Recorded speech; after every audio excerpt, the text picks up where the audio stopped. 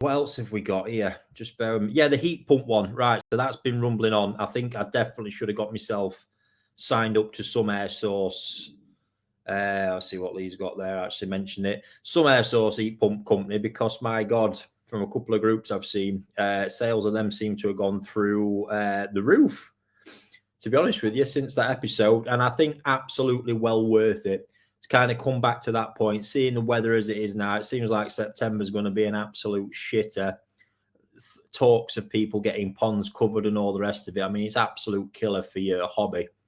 And really looking on, if you can get your head around getting one of those, it just seems like the running costs absolutely check out as not being an extreme expense, even over winter. But I'm not looking at this. This is to extend and improve the summer experience. Maybe take you from a 5-6 months to 9 months a year in your hobby is where we're aiming with this, to get the absolute maximum enjoyment. So I really think it's becoming an essential bit. And to really reinforce the point from last week, I don't think I need to. I think it was delivered. But if it's coming down to decisions and you're building a new pond, and you are on a budget, that's actually reminded me of where I wanted to get with that. Because despite some people wanting to jump on the bandwagon and, get upset that they think I've been calling drums out and all the rest of it, completely missing the point.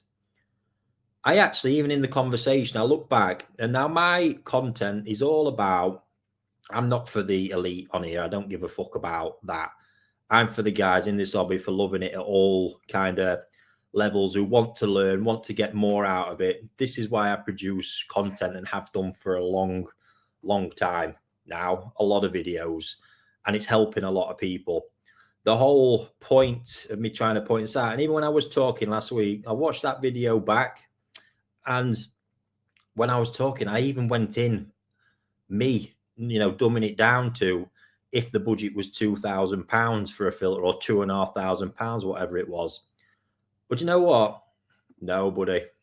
No, Steve. No booze this week. I'm dry, mate. I've got absolutely none left. Shocking. It's pure H2O, that bad boy. Through a filter, mine. Can't drink that tap water shite. Yeah. And that got me thinking, even talking about a pond filtration system costing £2,000 even puts that out of the reach of so many people. So I've sat and carried that around and gone, you know what? I don't even really dumbed it down. Not dumbed it down.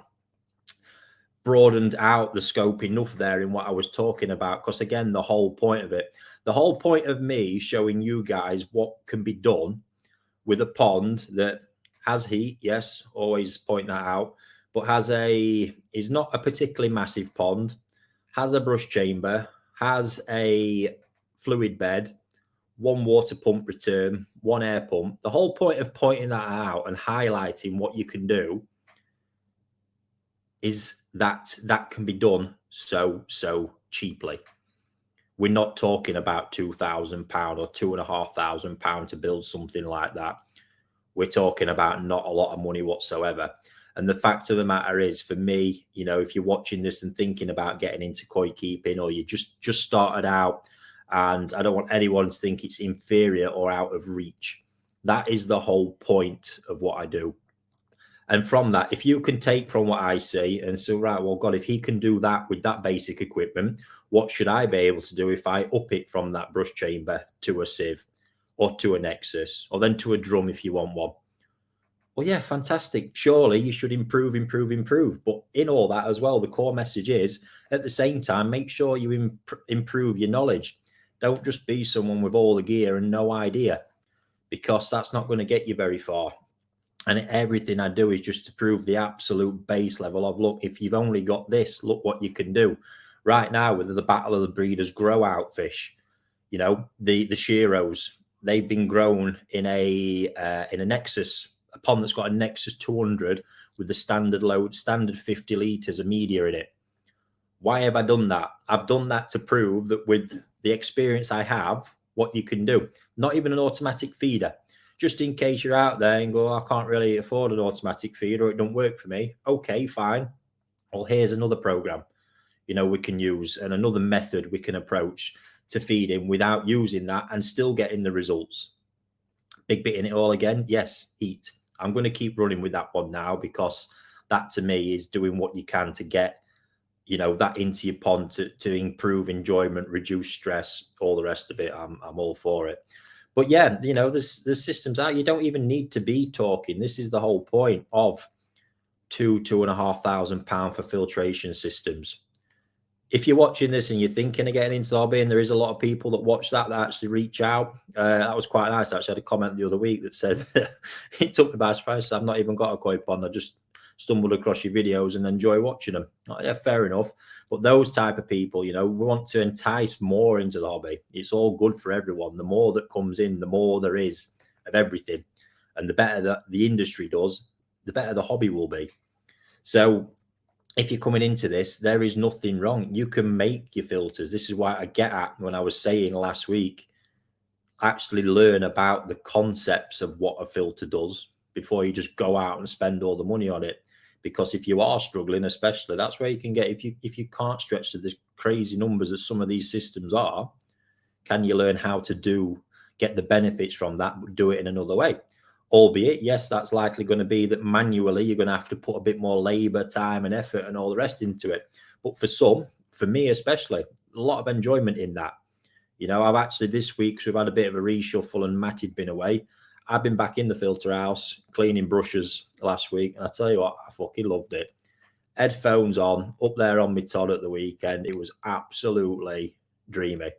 Just in between pottering around, checking on old fish, epic. So yeah, that's it, guys. You know, I don't even think you don't need to get into this hobby at the base level. And this is just all along. I will be that voice that goes, look, PVC pond liners, there's nothing wrong with them. You don't need to have the fucking pond fiberglass. You don't need to be stuck up and arrogant about, oh, it must be fiberglass, because instantly you're into a shitload of money. Even the price difference. I sold PVC liners for years. When you get a good quality one, and we had a good supplier, I mean, this cost saving against butyl at that point was phenomenal. So if that's the difference of somebody getting into the hobby and not getting into the hobby, fine, have the PVC, because there's actually nothing wrong with it.